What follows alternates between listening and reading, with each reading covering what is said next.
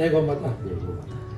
અત્યારે અમે મોરબીના ધારાસભ્ય શ્રી ગૌપ્રેમી જીવદયા પ્રેમી કાંતિભાઈ અમૃતિયા સાથે મુલાકાત આવ્યા છે, જેનું અત્યારે એક મિશન છે જીવો બચાવવાનું, મૂંગા જીવો બચાવવાનું, પશુઓનું કલ્યાણ થાય અને આગોતરું આયોજન છે જેનું 1200 વીઘાની અંદર 10 વર્ષ પહેલાં જે વૃક્ષો વાવ્યા છે. મોરબી પાંજરાપોળના પોતે ટ્રસ્ટી પણ છે અને સાથે સાથે જીવદયાનું કામ કરે છે.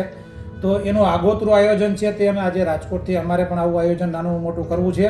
તો અમને ખબર પડી કે મોરબી પાંજરાપોળમાં કાંતિભાઈ હસ્તક વૃક્ષો વાવવાનું અને નીચે પશુઓ રહીએ અને માણસો માટે, વડીલો માટે ત્યાં ભવિષ્યમાં રૂમો, મિની વૃદ્ધાશ્રમ, પક્ષીઓ રહી શકે તેવું મોટામાં મોટું આયોજન છે.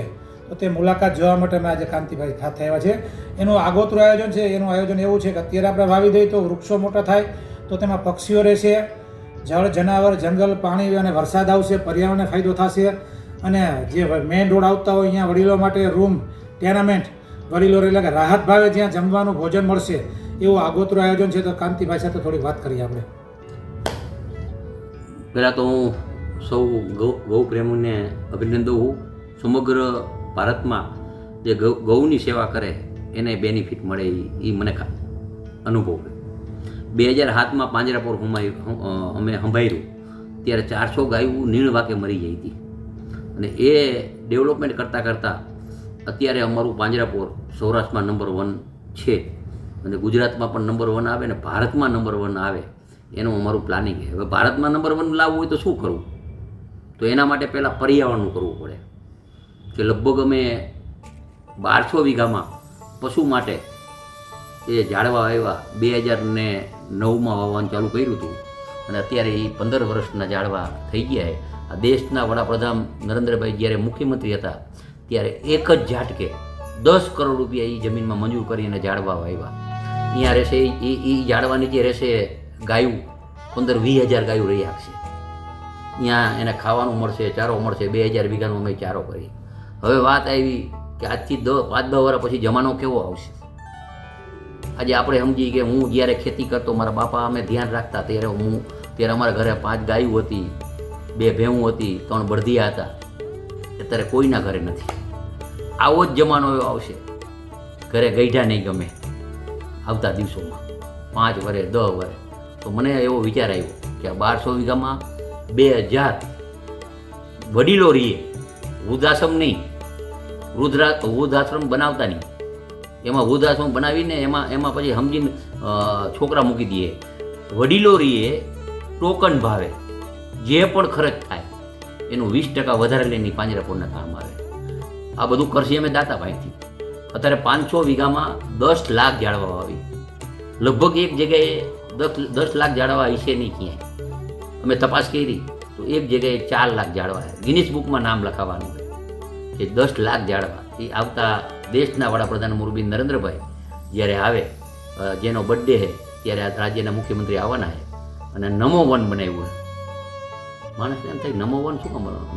નરેન્દ્રભાઈ તો અત્યારે વડાપ્રધાન છે પણ નરેન્દ્રભાઈ 45 વર્ષ પહેલાં હું એના ભેગો ફરું છું. 45 વર્ષમાં મેં એના ખીચામાં 100 રૂપિયા નથી દેખ્યા. આવા આપણને વડાપ્રધાન બન્યા. અને જ્યારે આ રાજ્યના મુખ્યમંત્રીના ગૌશાળામાં 1200 વીઘામાં પર્યાવરણ કરી દીધું છે. એટલે એનું મોરબી કોઈ દી ઋણ ન ભૂલે.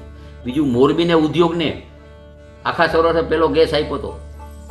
એટલે નરેન્દ્રભાઈ માટે નમો મારી ઈચ્છા હતી. બીજું, 2013માં અમે નરેન્દ્રભાઈને બધાએ જ્યારે વડાપ્રધાન થવાના હતા ત્યારે મને એક વિચાર આવ્યો કે નરેન્દ્રભાઈ જ્યાં સુધી જીવે 100 વર્ષ આવા 10 વર્ષ ત્યાં સુધી એક રખડતી ગાય નાખશે. એ અમારી તૈયારી અત્યારથી છે.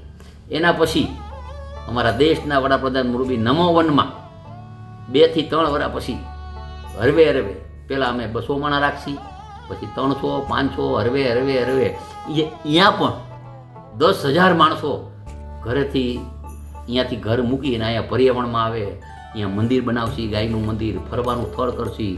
આ બધું કરવાનો જે વિચાર આવ્યો છે ને એ મોરબીની પ્રેમી જનતાએ 30 વર્ષથી અમને પ્રેમ આપ્યો.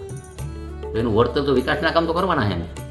વિકાસના કરશી, ડેવલપમેન્ટ કરશી, પણ માણસો માટે ને પશુ માટે અને પક્ષી માટે આ જે કરવાનું જે સપનું આવ્યું છે ને એ સપનું લાવવાવાળા દેશના વડાપ્રધાન મોરબી નરેન્દ્રભાઈએ જે અમને વિચારસરણી આપી ને એને અમે ટકાવવા માટે આ અમારો પ્રોજેક્ટ છે અને નંબર 1 આખા ગુજરાતમાં નંબર 1 બનશે એ 2 વર્ષમાં હું એની ખાતરી આપું. જય ગૌ માતા. આ કાંતિભાઈનું સપનું જે છે એમાં સમાજને પણ અપીલ છે કે આમાં કાંતિભાઈનો વૃક્ષો વાવવા, પર્યાવરણ બચાવવા, ગૌ સેવાના કામમાં સમાજ પણ સહયોગ કરે. આર્થિક રીતે તો મોરબી સધર છે આપણે, પણ સમાજ કોઈ સેવાભાવી મહેનતું કોઈ સપોર્ટ કરે એવી જરૂરિયાત અત્યારે આમાં હરમેશ કાંઈ પડતી હોય છે સંસ્થા ચલાવવામાં. જય ગૌ માતા. ભાઈનો લાગણીને હું માન આપું, પણ રાજકારણમાં 1001 જ હોય કે પૈસા માયગા ભાઈના જેટલા જોઈએ એટલા આવે, અને એ પૈસાને અમે અડી નહીં. હું મારા બિઝનેસના પૈસા નથી અડતો, મારા વ્યવહારના પૈસા નથી અડતો, અમારી સંસ્થાને પૈસા નથી અડતો. પૈસા અમારે રૂપિયો જો હોય તો 1 રૂપિયોને 20 પૈસા આપે. એટલે અપીલ તો ભાઈએ કહી દઈએ, પણ જેને આપે છે ને એને અભિનંદવું કે જેટલું અહીંયા કરવું હોય છે ને, જેટલું મારે 10,000 માણા રાખવાની વ્યવસ્થા કરવી છે ને, તોય હું એકવાર આહવાન કરીશ તો મને મોરબીના લાઇનમાં ઉભા છે. એની હું વાત કરું, હાથ ચૂંટણી લઈ લો, કોઈ દી કોઈને ફોન નથી કર્યો મને ફંડ આપો, તોય એની મેરે આપે. આ પ્રેમ મળ્યો, મત આપે, પૈસા આપે, સેવાની ભાવના છે. સમગ્ર મોરબી જિલ્લામાં જે પણ સેવા કરતા હોય ને એ અમારા કાર્યકર્તા કરતા હોય.